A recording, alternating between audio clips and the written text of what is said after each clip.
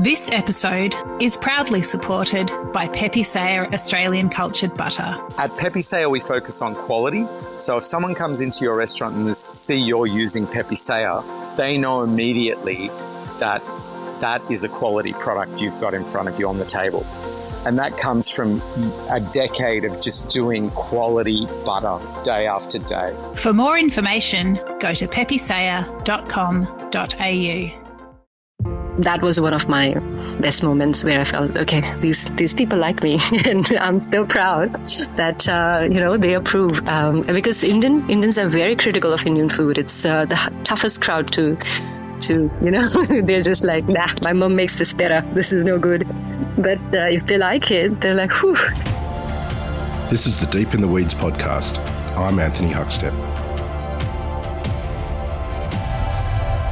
One of the stunning things about the culinary landscape in Australia is the depth and breadth of cuisines that can be enjoyed. So many cuisines and cultures have built a solid foundation to add vibrancy and colour, and allowing them to not only showcase ancient techniques, but also explore and evolve recipes, exploring local produce and share it with everyone too. Helly Raichura is the chef and owner of Enter Via Laundry in Melbourne. Helly, how are you? I'm well, thank you. How are you guys? Good. You've made the move to a new venue this year. What's it been like in the new site? It is a very beautiful venue, and at least I feel it's a very beautiful venue. And for me and my husband, it's our third child. It has been an amazing journey, ups and downs, but we're really enjoying being new business owners and learning new things. Tell us a little bit about Enter Via Laundry. I started Enter Via Laundry in 2018, and that was really a little side hustle, a passionate side hustle where I was working in corporates, but on weekends I invited guests over to have dinner on a supper, like a supper club kind of a concept. It was more about food than socializing. It was more for friends and family, though it evolved and word got around, and then we were just inviting everyone that was interested. And I guess it just kept evolving organically, and people wanted more from what we were doing. So I just kept cooking and kept evolving, and we did some pop-ups during the turbulent times of COVID and lockdowns. And then eventually we thought, well, now is the time that we have our own space, and we had grown out of the house. And so we wanted more a permanent spot. It still felt like home, and it really is very much designed and felt, and we behaved like home. And then we opened Into Our Laundry Carlton. Tell us a little bit about what you started cooking, the sort of dishes that you were making when you first started with this idea. I was fresh out of a couple of restaurants, so I went to Guggen in 2017 for staging, and then I went to Lume under Sean Quay for some time, and so I was surrounded by a lot of Guggen at the time had a lot of molecular gastronomy, as well as heavy influence of Japanese cuisine, a lot of Japanese and Korean chefs in the kitchen, and Lume had a lot of natives. So when I started cooking, I still had that that chefy aura around me. So I started making puff pastries, and I made dumplings from the carotene out of carrots, and long processes of things, and several different components to each dish. It wasn't always Indian. There were a couple of dishes that were Indian, but not all the time. So it would typically be about 6 to 7 dishes that we cooked on the day. Dumplings and then puff pastries with some beautiful fresh whatever mushrooms were in season then, and then there was khandvi that I made after a few months of opening, which was very much a very regional Indian dish, and then I got really good response for that particular dish, because It was not enjoyed before by many of the guests that came over. And I think that's when I pivoted to 100% Indian cuisine. And then I think my journey of exploring my own cuisine started then. Obviously, you just take granted of it. I took it for granted that I knew Indian cuisine well enough because I'm Indian. I was born there. I've spent my majority of lifetime there. But there is so much that I think I'd spend my entire life and I wouldn't understand so many things. Take us on a bit of that journey when you started to explore Indian cuisine. What were some of the things that really stood out for you over the last couple of years that you've learnt and cook? I found out that the Indian cuisine's core is just so sustainable. It is very seasonal. Everything is designed in a way that is to be eaten.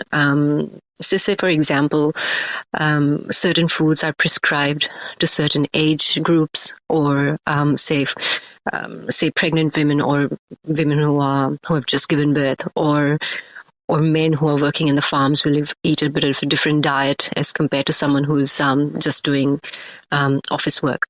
And so this was ancient times.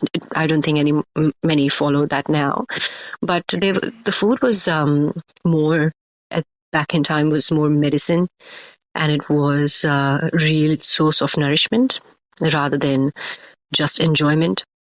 That was one thing that just really fascinated me about the cuisine, that it was taken really seriously.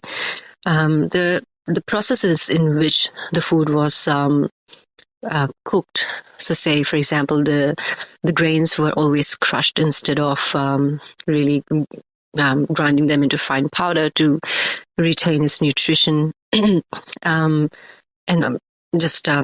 think seasonality, it was just a common sense. It wasn't even a thing that people mentioned, that tomatoes would not be eaten in winters and eggplants back home are more like a winter vegetable. It would not be eaten in some other times. So that freshness was always there.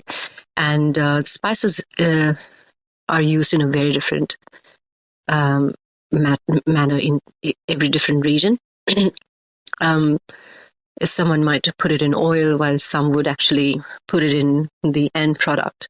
So Kashmir uses its whole spices just thrown into the preparation instead of tempering it in oil, while majority of the rest of the states, they temper it in oil. So there is no one set formula, and then there is so much minute details when it comes to the science behind it, the philosophy behind it, the sustainability behind it, and the taste behind it. It just wasn't just good tasting food. So much more.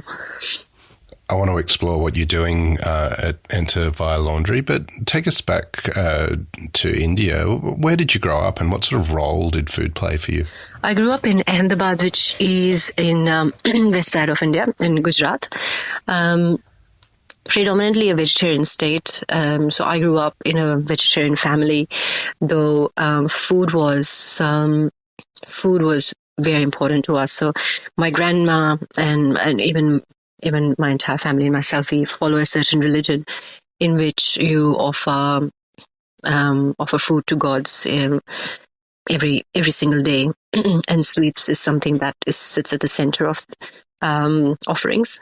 So I grew up in a household where my grandma used to make this fresh, beautiful mithais, which we call prasad, and she had so much finesse in the way she cooked all these beautiful pastries and other things, mithais that she did, and the ingredients that she sourced. Then the obsession that she had for it was something that I think I've got that now, where there's just no way that you could not use a particular ingredient or have a substitute of it, or have or just let go if it's not best. So I think that's something that I had always seen in growing up. Also, savories made a major role, but also having the best of the season, like mangoes, or the best of the lychees, or just amazing produce was just, or making pickles in summers, or making like little buddies, which was dried on the rooftop, or dehydrating vegetables. Those things were common, and everything was done from scratch. Like my mom used to go out and pick which turmeric she would actually use for the year, and they would pick the varieties. Everything was single origin. Now here single origin is a buzzword, but back home everything is single origin. You actually go and not buy a packet of chili powder from anywhere. You would actually go and get it grinded by your trusted supplier, and then preserve it for the year. So for me, after coming here, I grew up with that. So after coming here, when people were talking about these things, I was like, well, that's amazing. And so amazing that we've been already doing this for ages. It's just, I don't think Indians are really good at marketing things that they do well. So, but, they're not good at packaging it in a way that sells, but they're doing it already. What led to the move to Australia for you? I came here to study. My mom and dad wanted me to,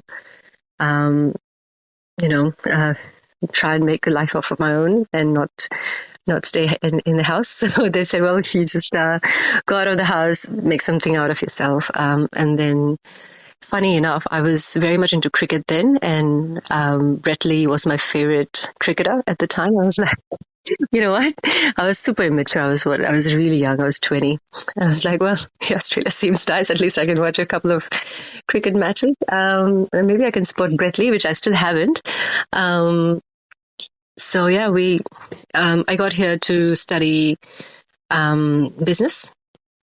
And I'd studied human resources, and I studied international business here. But eventually fell into this.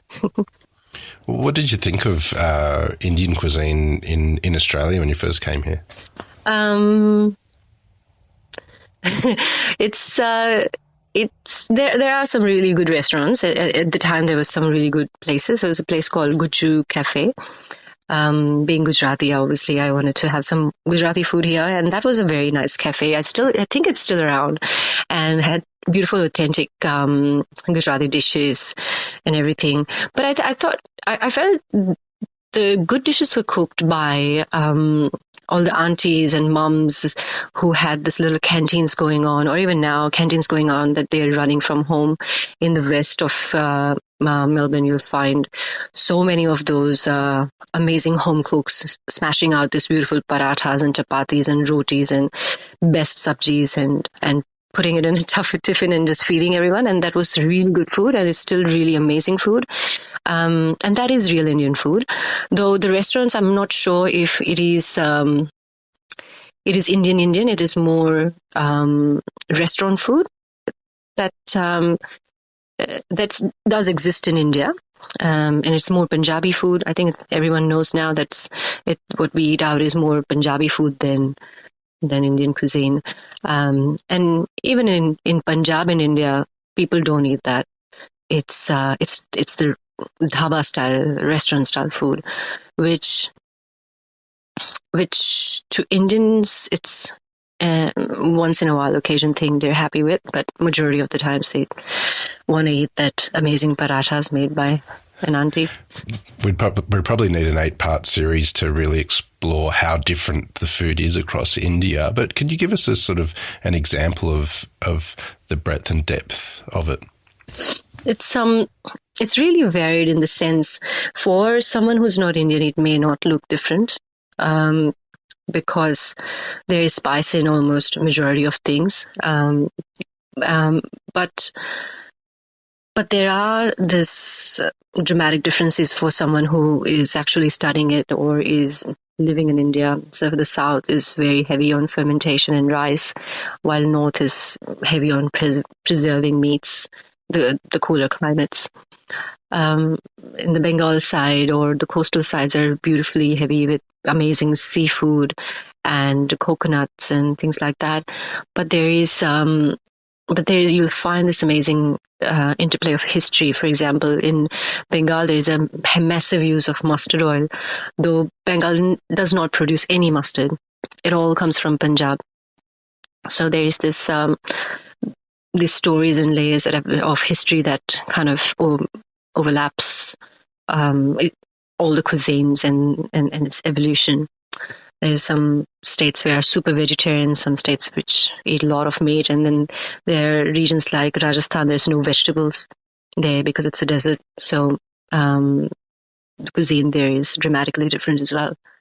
Tell us a little bit about what you're doing at Enter via Laundry. How do you what's your approach with the food, and what are you doing at the moment?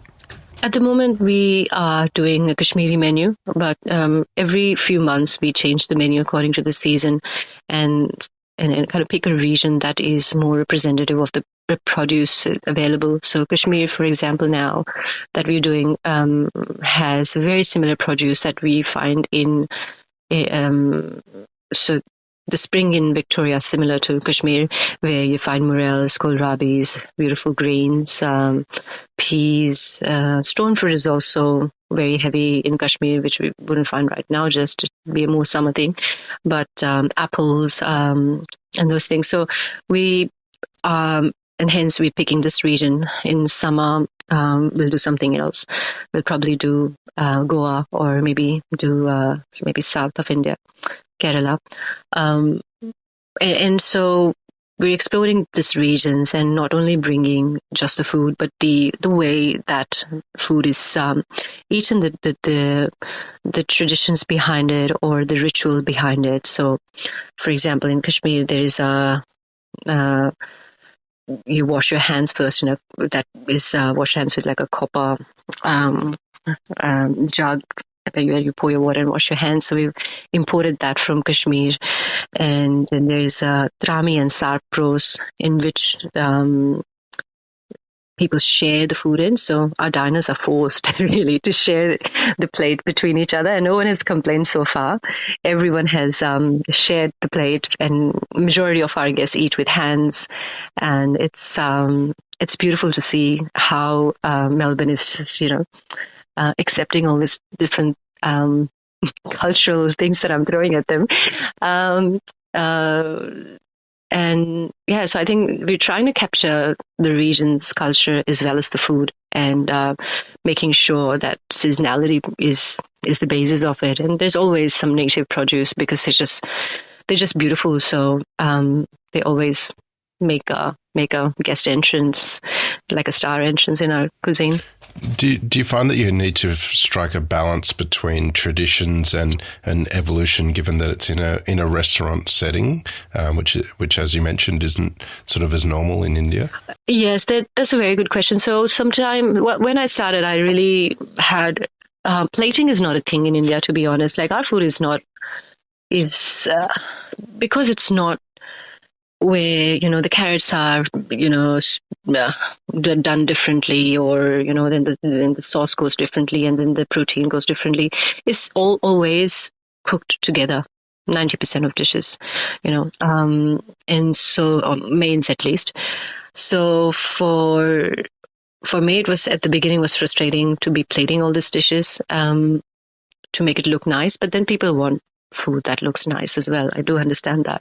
So now I've struck a balance where first 3 groups of snacks, they go out. They are pretty looking ones, but then I make it clear with my guests that I'm going to give you pretty looking dishes at the beginning, but when it comes to the main event, I am not going to make it look anything other than what it should look like. So I'm not going to put the sauce on afterwards, or get you a little jug so that you can pour it over. It's not the way we eat it. So it is going to be a pile of rice with different dishes on it, and that's how it's eaten. So, and they're happy. They're happy about it. They're like, okay, that's a good trade-off, and we'll be okay with that. So I kind of somehow managed that.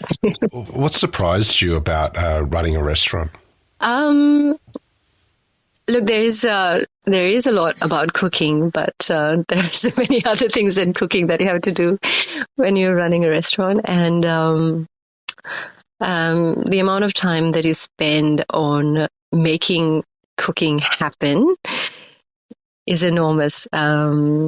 Or the amount of time that I used to spend before where I could sit and dream about a dish. I don't think I'm as privileged now to do so, because obviously there are so many challenges, especially now with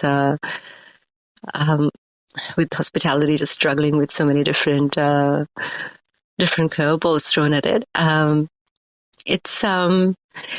But I think just the logistics of things, or sometimes equipment or systems or people, and how people are feeling. That's the other thing. And I thought, look, I've left my HR job and I'm so happy that I wouldn't have to deal about all these things at all. But I'm back into it and I'm like, oh my God. I wish I could just, stay in the kitchen and cook and not worry about anything else. But that doesn't happen in real world. That's what I realized. But has that background that you've had bringing into the industry, has that been helpful as an owner? Not really. I think, I don't think so. I mean, I have been lucky that the last place that I worked was a small business, and I've learned a lot of how they ran the business and what aspects they gave importance to, or how agile they were. And that has really helped. And I'm still in touch with the bosses that I used to work with. And that worked really well. But in sense of other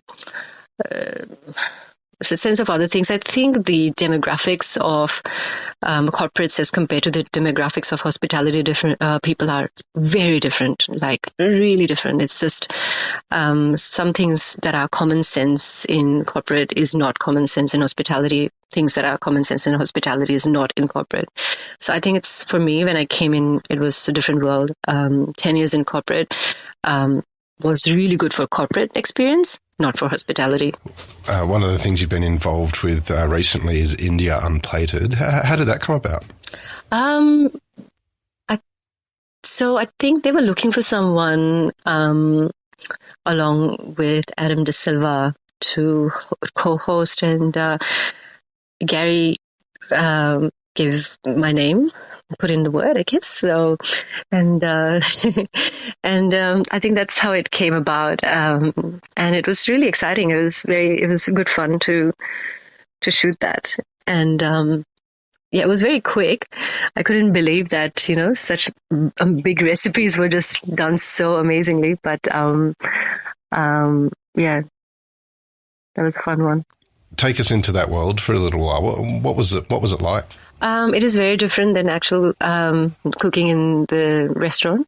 So it was you have to work with the camera, and the way you hold things is different as you would hold in a normal kitchen, or things had to be simple enough so that people could actually make it, rather than showcasing your techniques and doing flashy things. It was more about people being able to replicate it and enjoy it at home. And it took so much teamwork and so much work to have even 5 minutes of beautiful footage. So it was amazing that the amount of work that goes into making something that you see in the TV for 5 minutes is so much that you take it for granted when you're watching it. But when you are actually doing it behind the scene, it takes so much. And I have so much respect for everyone who's, holding those heavy cameras or holding that microphone or recording it after and editing after. Were you doing something quite special there in Melbourne with Indian cuisine? What's the response been like with those with an Indian heritage?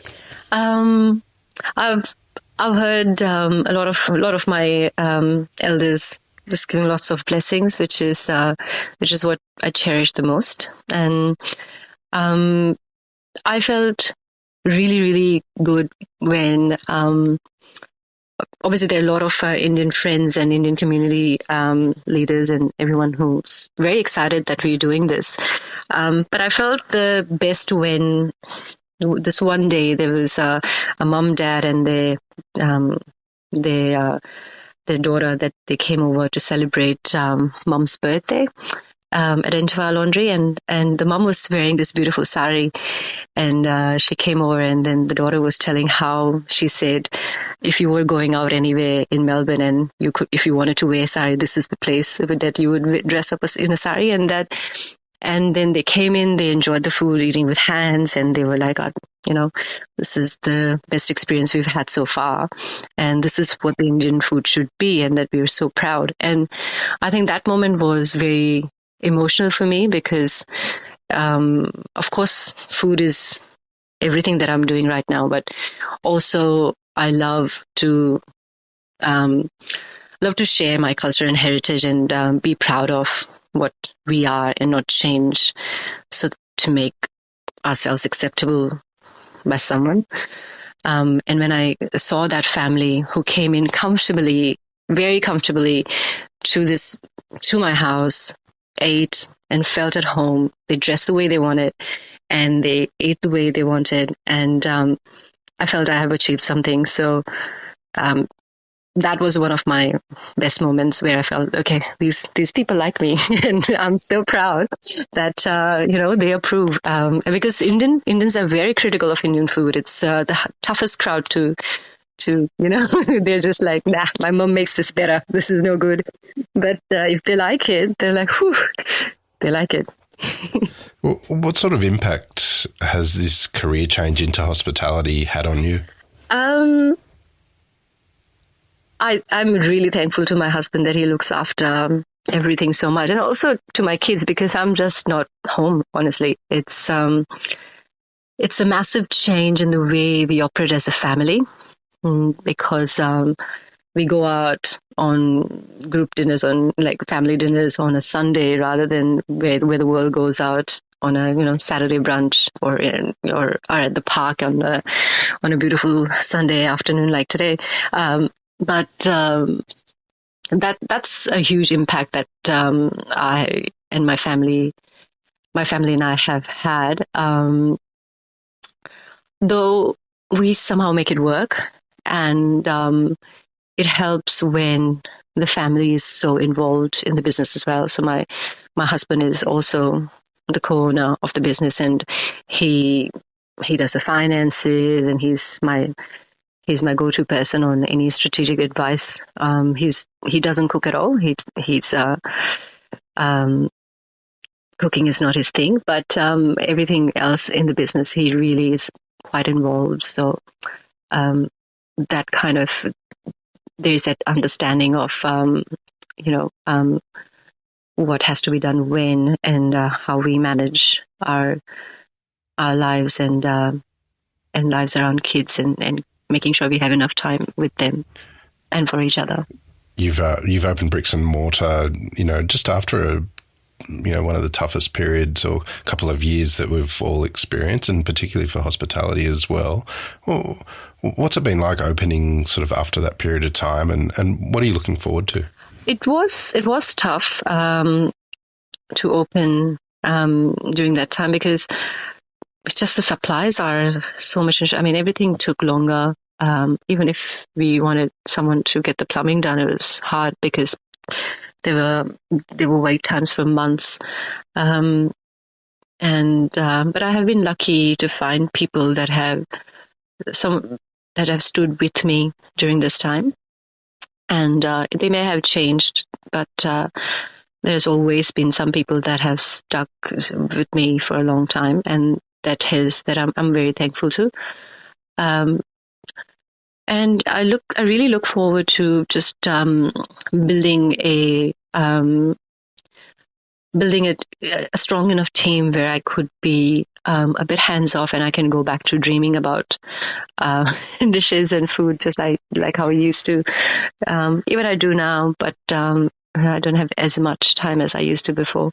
May not have it, you never know. But in future, I am really hoping that I can just bring more and more dishes, and that I can spend enough time researching, exploring, and reading about the things that I really want to read about, and writing and documenting all these things so that I could create something where I can get the younger chefs or people who want to cook or want to know more about Indian cuisine, have some sort of documents there that they can refer to and learn and cook and enjoy these dishes. Well, Helly, it's amazing what you're doing there in Melbourne, and it's an absolute honour to have you on Deep in the Weeds today to hear your story. Please keep in touch and we'll catch up again soon. That'd be amazing. This is the Deep in the Weeds podcast. I'm Anthony Huckstep. Stay tuned as we take a deep dive into the lives of the incredible people who ply their trade in the food and hospitality sector. Special thanks to executive producer Rob Locke for making this all happen. Follow us on Instagram at Deep in the Weeds Podcast or email us at podcast@deepintheweeds.com.au. Stay safe and be well.